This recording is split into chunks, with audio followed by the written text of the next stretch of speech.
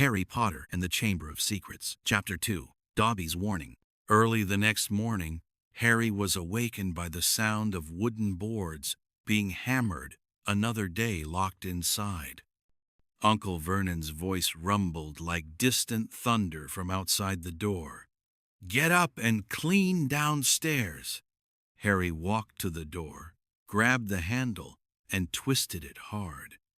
Breakfast was shoved through the crack by Aunt Petunia, who called downstairs, "Duddykins, Mommy made you bacon." Harry took a bite of bread, which got stuck in his throat, and he coughed, needing water. Hedwig's cries came from downstairs, her voice hoarse. Harry pressed himself against the door crack and shouted, "Hedwig, don't be afraid, I'll save you." The only response he got was Aunt Petunia's scolding. "Shut up, that bird is so noisy." At night, he lay on the cold floor, staring at the crack on the ceiling, his mind wandering to the starry sky of Hogwarts. Can he see a shooting star now? Dudley would occasionally run to the attic door and kick it, shouting, "Freak, stay in there forever." Harry clenched his fists, his nails digging into his palms, forcing himself to endure for Hedwig's sake. Harry was staring blankly at the Marauder's map on the wall when he suddenly heard the roar of an engine outside. He scrambled to the window and peered through the gaps in the boards, astonished. It was Ron! 3 familiar faces leaned out of the car window. "Harry, we're here to rescue you." Harry grabbed a crowbar, wedged it into the gap between the boards, and gritted his teeth as he pushed harder. The nails gave way, and fresh air flooded into the attic. George hung out of the car window, yelling, "Jump!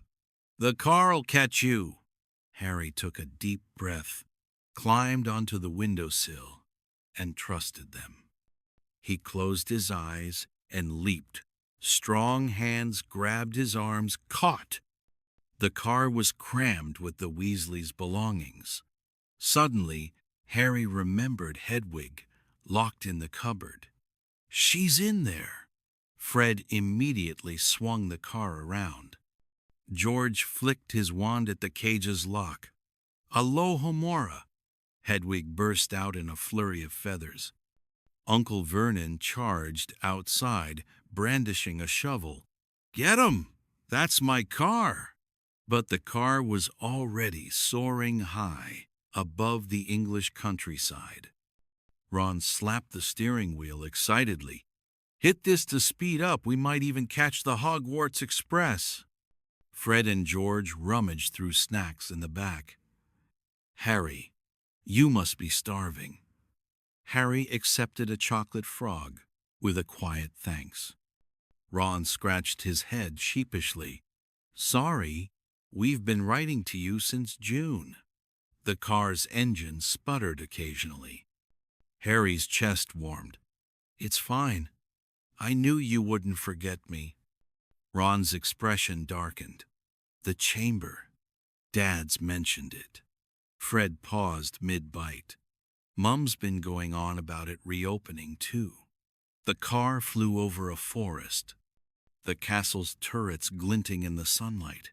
Harry tightened his grip. "Whatever the danger, I'm going back." Hedwig nuzzled his shoulder. Ron tensed. "We've got to be careful. Dad doesn't know." George grinned. "Relax. We're saving Harry." Then Harry remembered Dobby's warning. Dobby said his master knows about the chamber. Ron frowned and thought the masters of house elves were usually pure bloods. Fred snorted coldly. "It's definitely Malfoy," he said. His father had always believed Muggle-born wizards shouldn't be allowed into Hogwarts. The car finally clunked to a stop. Ron scratched his head awkwardly. "It's fine. Dad can fix it." The car landed in the yard of the burrow. Harry looked at the lopsided little magical house before him. and a feeling surged in his heart. This was what home felt like.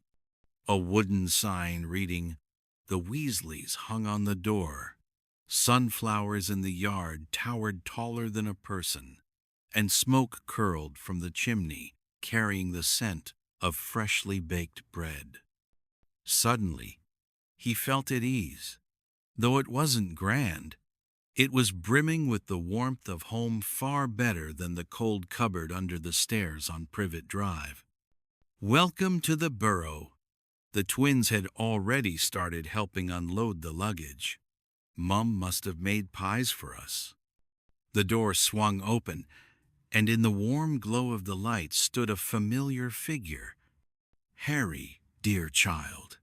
Harry suddenly felt a lump in his throat. Mrs. Weasley was tightly embraced in a warm hug. "You've suffered, my child."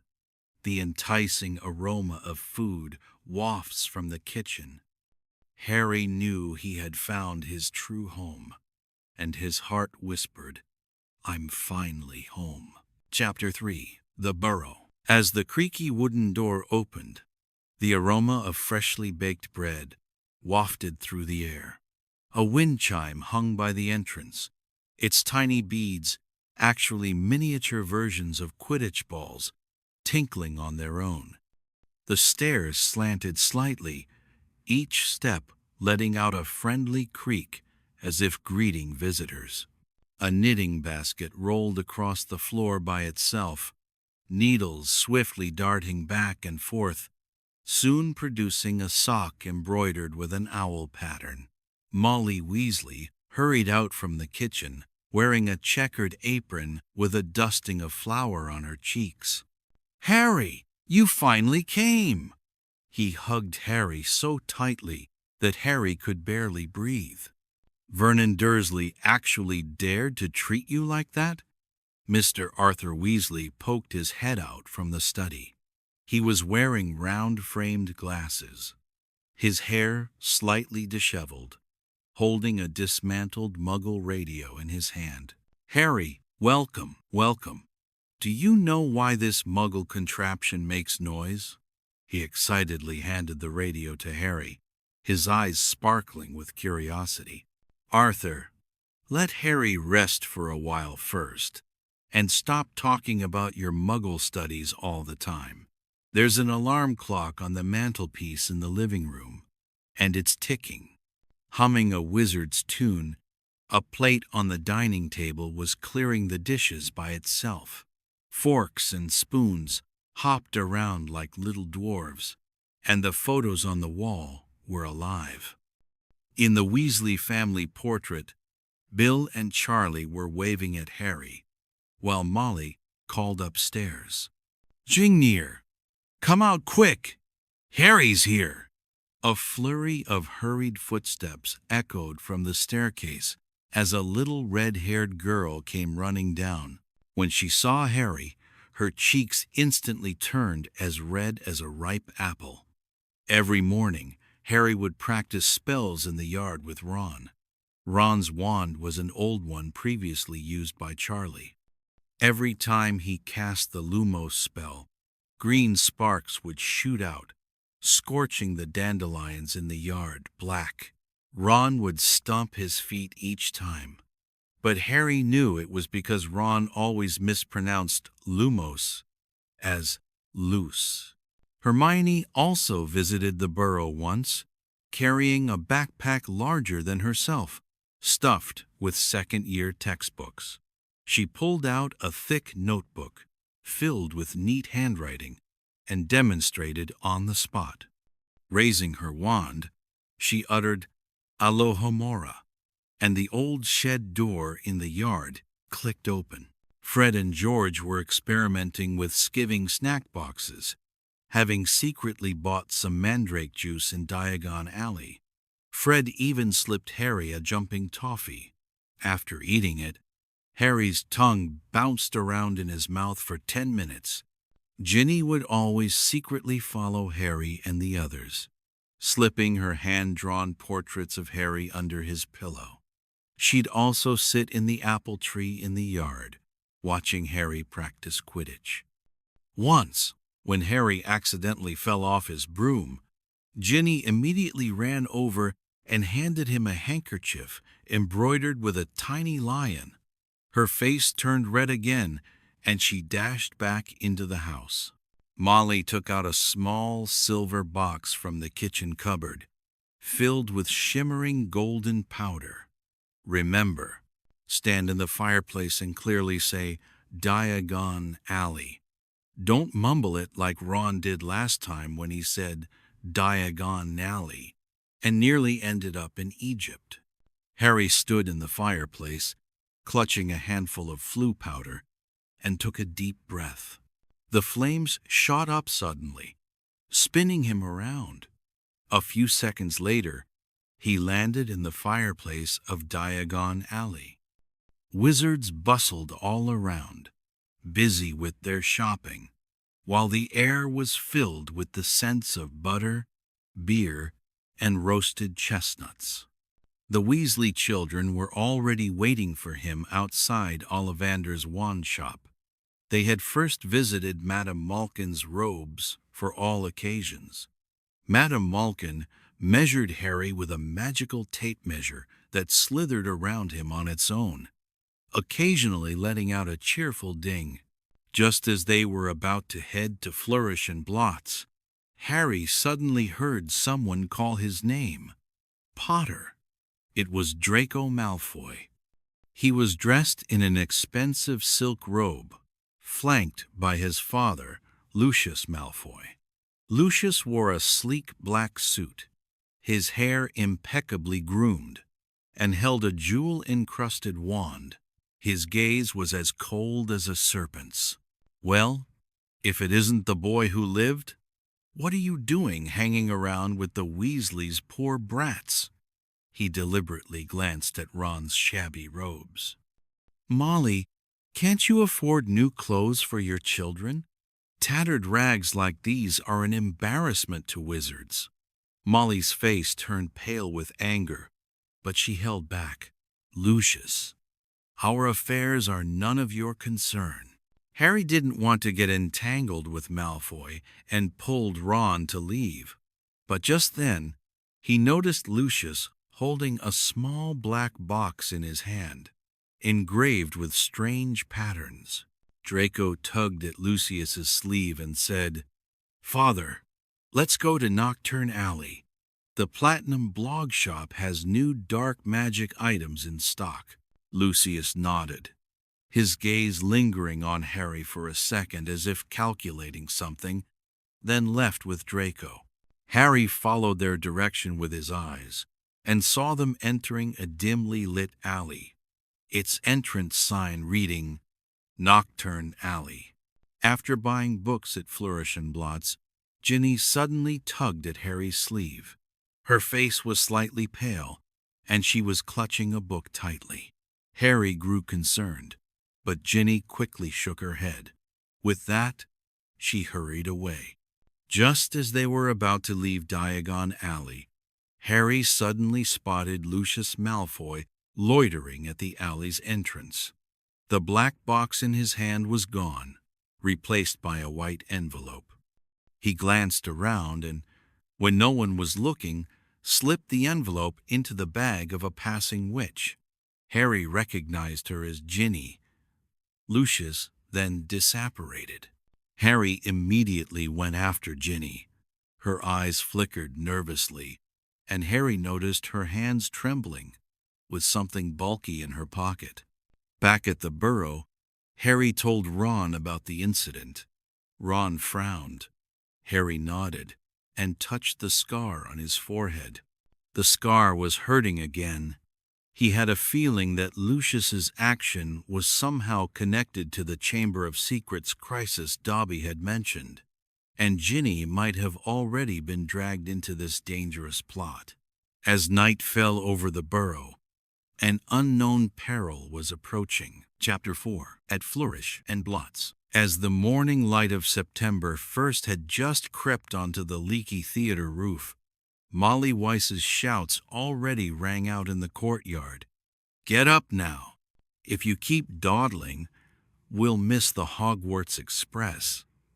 The kitchen downstairs is in complete chaos. Percy meticulously adjusted several badges in front of the mirror.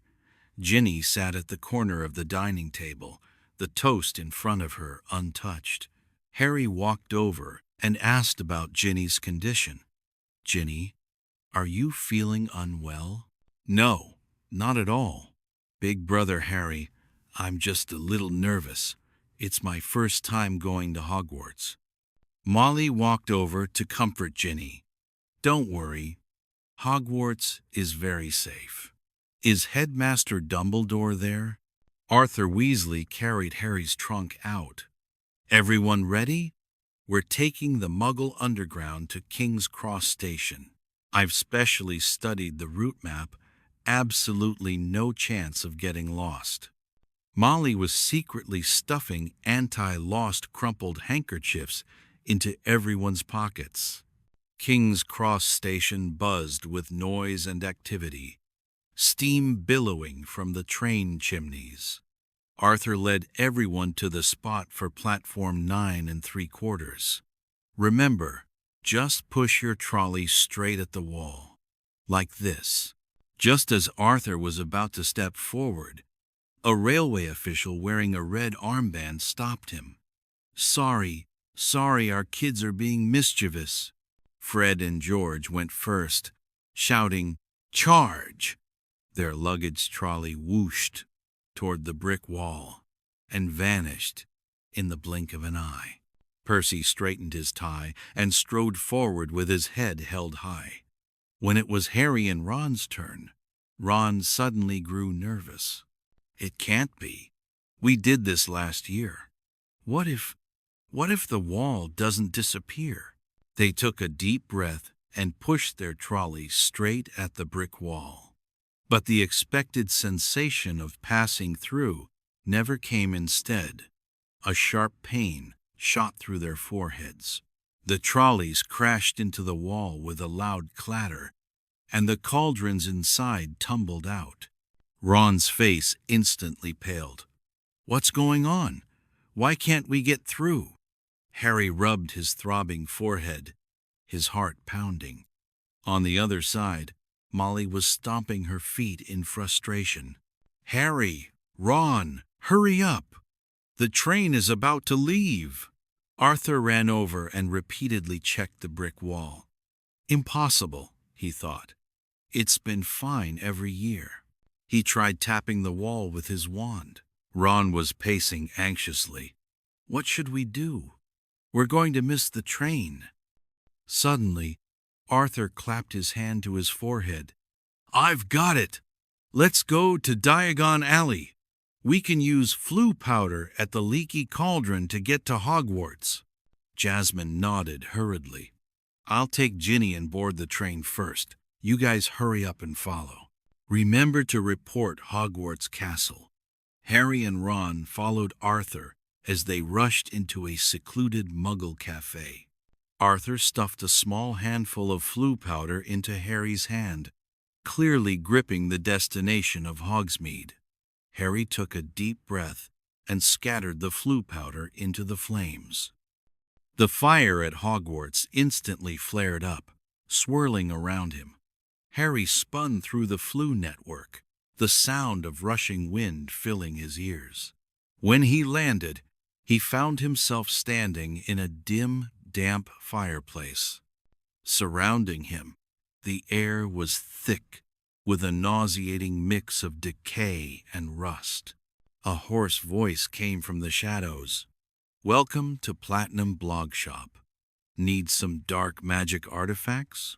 Or looking to sell some treasures?" Harry quickly lowered his head and hid behind a cabinet piled high with old books.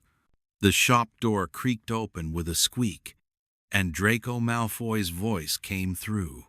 Lucius Malfoy was standing in front of the counter, holding a heavy black case in his hand.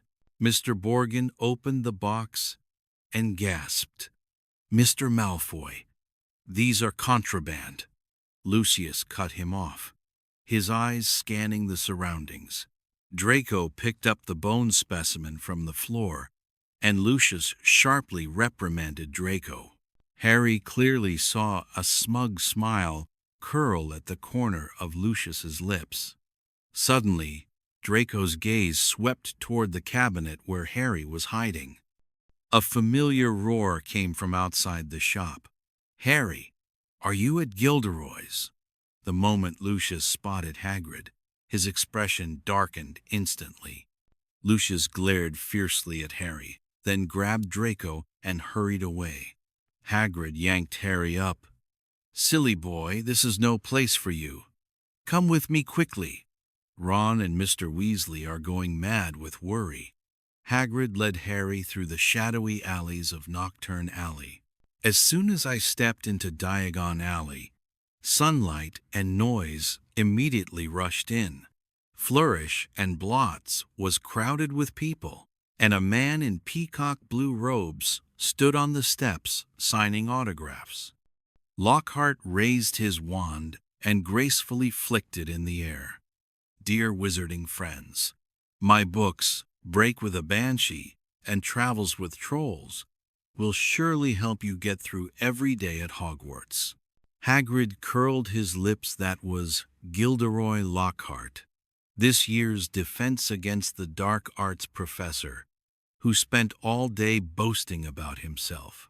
Ron and Arthur were standing in front of Ollivander's wand shop. "Harry, where have you been? We've been looking for you forever." Harry hurried over and told them about his encounter in Knockturn Alley. When Arthur heard that Lucius was selling banned items, his eyes lit up instantly. Hermione suddenly squeezed her way out of the crowd. "Harry, Ron, you came too. Professor Lockhart is amazing. He actually remembered my name." Hermione excitedly waved the signed book in her hand, while Hagrid snorted, "What's the use of remembering names?